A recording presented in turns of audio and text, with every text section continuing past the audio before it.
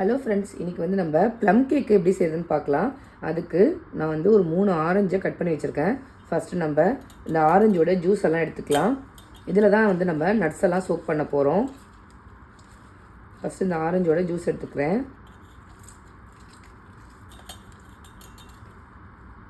இப்போ ரெடி பண்ணி வச்ச ஆரஞ்சு ஜூஸில் நம்ம வந்து நட்ஸ் எல்லாம் சேர்த்துக்கலாம். இதில் வந்து நான் பாதாம் ஒரு 2 கைப்பிடி அளவுக்கு கட் பண்ணி வச்சுருக்கேன்.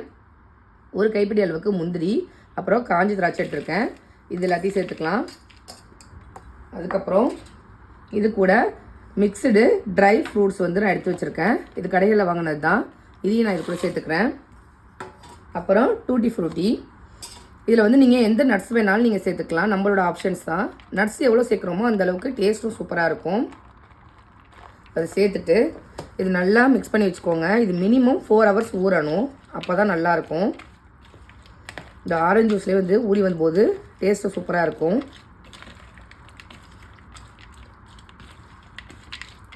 இப்படியே இருக்கட்டும்.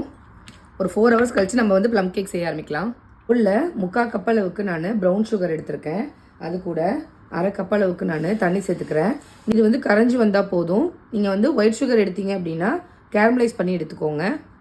ஒயிட் சுகரை கேரமலைஸ் பண்ணுறதுக்கு நீங்கள் 1/2 கப் அளவுக்கு ஒயிட் சுகர் சேர்த்திங்க அப்படின்னா ஒரு 2-3 டேபிள் ஸ்பூன் அளவுக்கு தண்ணி சேர்த்துக்கோங்க. அடுப்பை லோ ஃப்ளேமில் வச்சு நீங்கள் கொஞ்சம் நேரம் டிஸ்டர்ப் பண்ணாமல் விட்டீங்க அப்படின்னா கலர் சேஞ்ச் ஆகி வரும். அது கேரமலைஸ் ஆகி ரெடி ஆகிடும் நம்மளுக்கு. நான் வந்து ப்ரௌன் சுகர் தான் எடுத்திருக்கேன். ஸோ அதனால் இது கரைஞ்சி வந்தால் போதும் எனக்கு.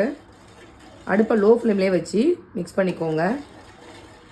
இப்போ இது நல்லா கரைஞ்சி வந்துட்டு இது கூட வந்து நான் சின்னமன் பவுடர் வந்து ஒரு சின்ன ஸ்பூனால் 1 ஸ்பூன் அளவுக்கு சேர்த்துக்கிறேன். இது ஒரு நல்ல ஃப்ளேவர் கொடுக்கும். இப்போ இந்த சுகர்லேயே நல்லா மிக்ஸ் பண்ணி வச்சுட்டு இது கொஞ்சம் நேரம் ஆறட்டும். இந்த நேரத்தில் நம்ம முட்டையை பீட் பண்ணிக்கலாம்.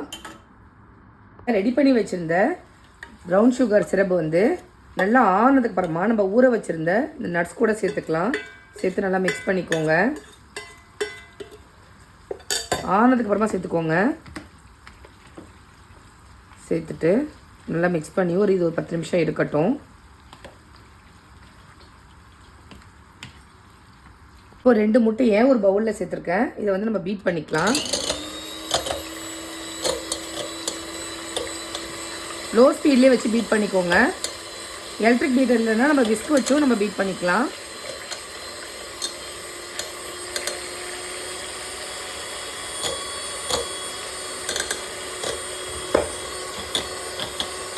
முட்டை இந்த அளவுக்கு பீட் ஆகி வந்ததுக்கு அப்புறமா இதில் கொஞ்சமாக நான் வந்து வெனிலா எசன்ஸ் சேர்த்துக்கிறேன். சேர்த்துட்டு திரும்ப ஒரு தடவை பீட் பண்ணிக்கோங்க. முட்டையோட வாசனை இல்லாமல் இருக்கணுங்கிறதுக்காக தான் இந்த மாதிரி சேர்த்துக்கிறோம். இப்போ இது கூடவே நான் வந்து 100 கிராம் பட்டரை உருக்கி வச்சுருக்கேன். அதை இது கூட சேர்த்துக்கிறேன். நீங்கள் பட்டருக்கு பதிலாக ஆயில் கூட சேர்த்துக்கலாம். இதையும் இது கூட சேர்த்துக்கோங்க.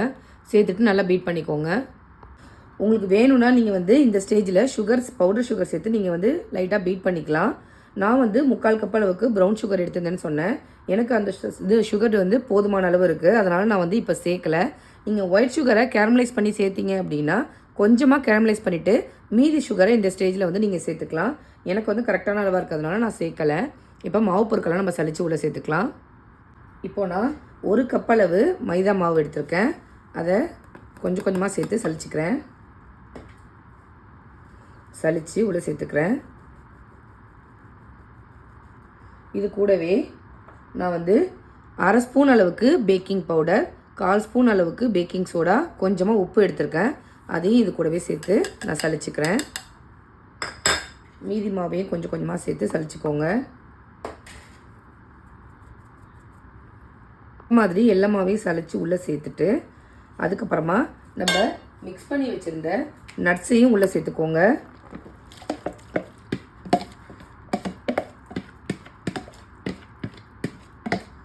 நான் வந்து சுகர் சிரப்பை நட்ஸ்லேயே மிக்ஸ் பண்ணி வச்சுருந்தேன்னு சொன்னேன். இப்போ அது கூட சேர்த்து எல்லாத்தையும் உள்ளே சேர்த்துக்கிறேன். இப்போ இதை நம்ம வந்து மிக்ஸ் பண்ணிக்கலாம். கட் அண்ட் ஃபோல்ட் மெத்தடில் மிக்ஸ் பண்ணிக்கோங்க.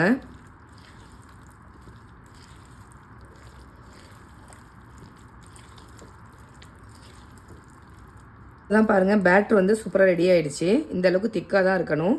நான் வந்து சுகர் கம்மி பண்ணி சேர்த்ததுக்கு காரணம் நான் வந்து ட்ரை ஃப்ரூட்ஸ் நிறைய சேர்த்துருக்கேன். அதுலேயே ஸ்வீட்னஸ் இருக்கும். அதனால தான் நான் வந்து சுகர் கம்மியாக சேர்த்துருக்கேன். உங்களுக்கு வேணும்னா நீங்கள் இன்னும் ஒரு 1/4 கப் கூட சேர்த்துக்கலாம். இப்போ நம்ம வந்து பேக்கிங் ட்ரேக்கு மாற்றிக்கலாம்.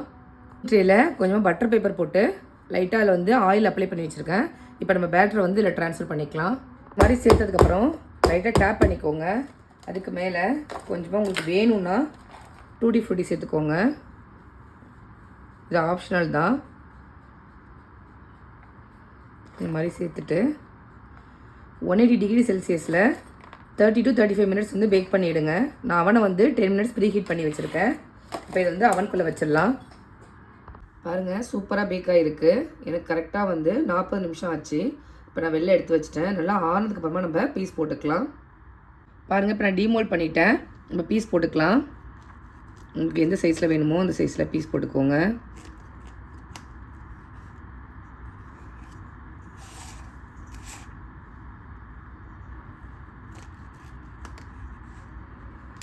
பாருங்கள் எவ்வளோ சூப்பராக ரெடியாக இருக்குது அப்படின்னு. பாருங்கள், சூப்பராக வந்திருக்கு. நீங்களும் இதே மாதிரி உங்கள் வீட்டில் செஞ்சு பாருங்கள். எப்படி இருக்குது அப்படிங்கிறத கமெண்ட் பண்ணுங்கள். நான் போகிற ரெசிபிஸ்லாம் உங்களுக்கு பிடிச்சிருந்தா நம்ம சேனலை லைக், ஷேர் அண்டு சப்ஸ்கிரைப் பண்ண மறக்காதீங்க. தேங்க்யூ.